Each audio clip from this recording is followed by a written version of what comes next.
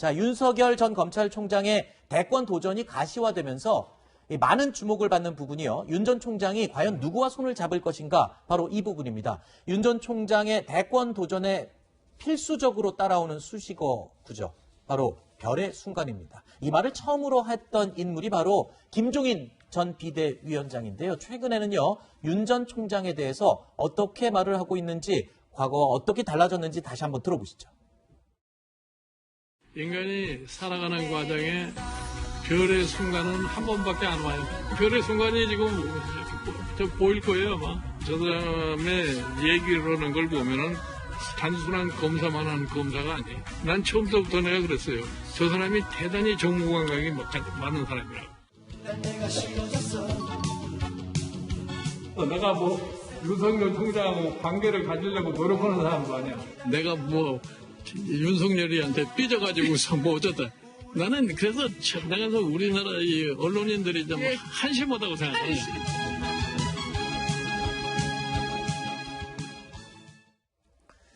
불과 두세 달 사이에 윤 전 총장에 대한 김종인 전 비대위원장의 평가 그리고 언급 그 내용이 상당히 야박해진 느낌을 지울 수가 없습니다. 일각에서는 이 변덕이 너무 심한 게 아니냐 이런 말까지 하는데 급기야 김 전 비대위원장이 안상수 전 인천시장과 만난 자리에서요. 동서고금을 막론하고 검사가 곧바로 대통령이 된 경우는 없다라는 말을 했다는 보도가 나왔습니다.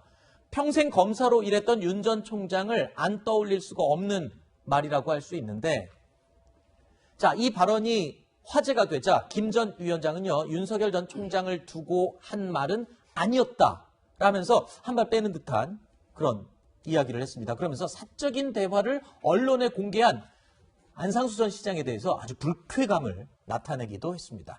자, 김종인 전 비대위원장의 이 발언 정말 그냥 일반론적인 이야기였다고 생각을 할 수 있을지 민주당 출신 김영환 전 의원이요. SNS에 아무도 경험하지 못한 대한민국에서 검사 나부랭이가 대통령이 되는 나라가 충분히 가능하다라는 반박까지 하기에 이르렀습니다. 맞습니다. 일단 첫 번째, 김종인 전 비대위원장 왜 이렇게 변덕이 심한 건가요? 그리고 두 번째, 지금 김영환 전 의원의 이야기 함께 좀 얘기를 해주시죠. 개인에 대해서 얘기하기는 좀 그렇고요. 네. 제가 보기에는 그 말 자체가 어떤 의미인지 그거를 좀 천착할 필요가 있는데 네. 사실은 이게 대부분 아는 일이잖아요. 네. 근데 왜 지금 그 일반론을 왜 지금 했느냐라고 하는 부분들에 대해서 설명이 안 되는 것 같고요. 기본적으로 대통령제 자체가 동서고금에 일반적으로 있는 케이스가 별로 없잖아요. 지금도 전 세계적으로 대통령제를 채택하는 나라는 그렇게 많지 않습니다.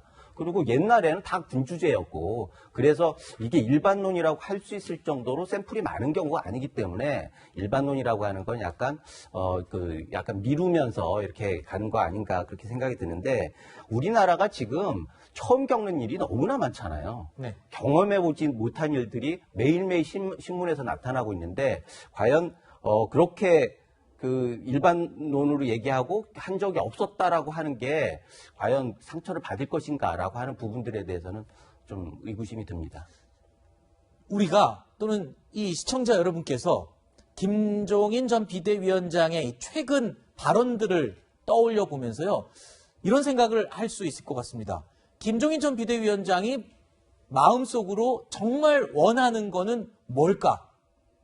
굉장히 궁금한데요. 김 전 비대위원장, 글쎄요. 백조가 오리밭에 가면 오리가 된다. 라면서 윤 전 총장의 국민의힘 입당에 부정적인 입장을 밝힌 적이 있는데 이 말인 즉 나와 손을 잡자 이런 뜻이 아니었을까 싶고요. 또 하나 더 생각을 해보면은 윤 전 총장을 비롯해서요. 대선 후보들이 확고한 비전을 제시하지 못했다는 말은 결국 본인이 직접 대선에 출마하려는 생각을 갖고 있지는 않을까.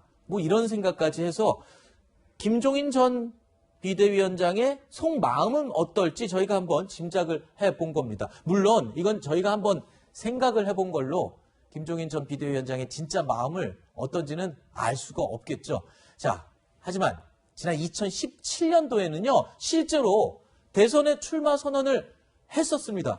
이사장님, 그렇지 않습니까? 예. 그러니까 우리가 짐작을 하는 게 그냥 아무 근거도 없이 이렇게 짐작한 건 아니었어요. 왜냐면 17년에 대선 후보를 선언했다가 네.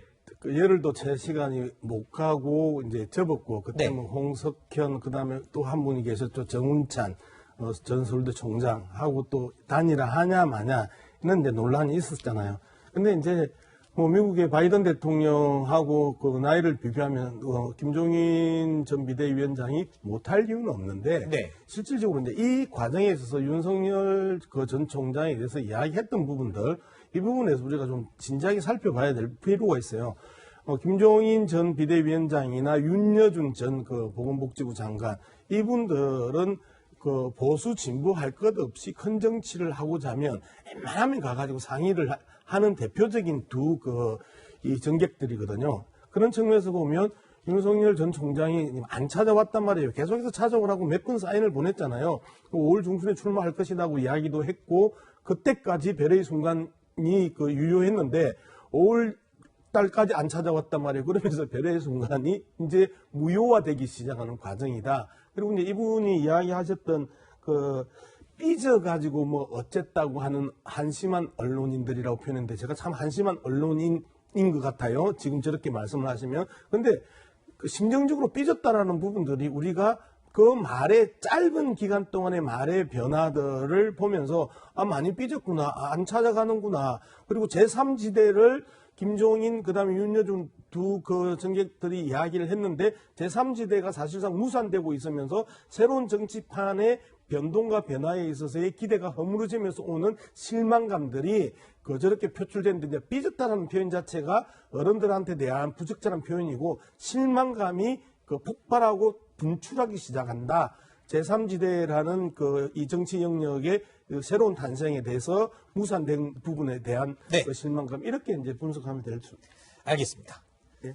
자, 윤 전 총장의 정계 입문, 국민의힘 입당 여부는요, 이번 주 금요일에 진행되는 국민의힘 전당대회에서도 뜨거운 감자로 떠오르고 있습니다. 국민의힘 당대표를 두고 치열한 경쟁을 벌이고 있는 인물이죠. 이준석, 나경원 두 후보, 윤석열 배제론을 두고 또 한판 붙었습니다.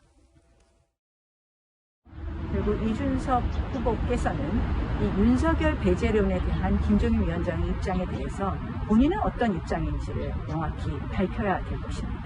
젊은 사람이 보면 뇌피셜이라고 하잖아요. 정말 뭐 망상에 대해 가지고 제가 응답할 수가 없지만은 제가 진짜 뭐라고 답을 해야 할지 모르겠습니다. 제가 정치 오래 했지만 이렇게 모욕적인 발언을 들은 거는 참 유례가 없다고 생각하는데요. 들으신 것처럼 정말 열기가 뜨겁게 달아오르고 있죠.